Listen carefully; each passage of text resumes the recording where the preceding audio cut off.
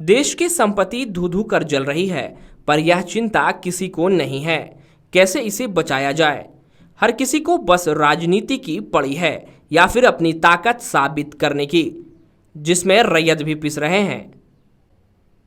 तो वहीं लोग भी जिन्हें रोजगार मिला हुआ है या फिर उसी से अपनी 2 जून की रोटी का जुगाड़ कर रहे थे।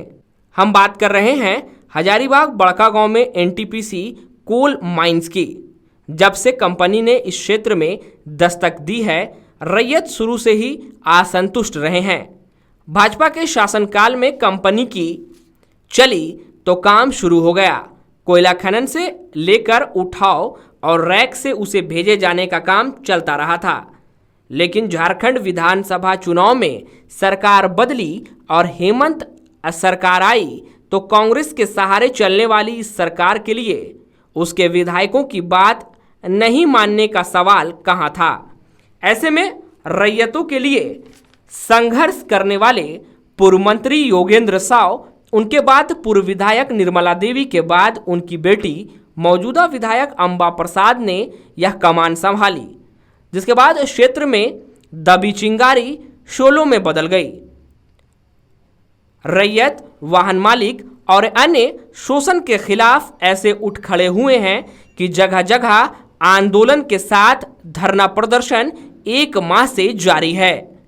कोयला उत्खनन का काम बंद है और वार्ता पर वार्ता चल रही है। और इसी बीच खनन कर रखे गए कोयलों के ढेर में आग लग गई। यह आग कैसे लगी, यह भी खुद में एक सवाल है।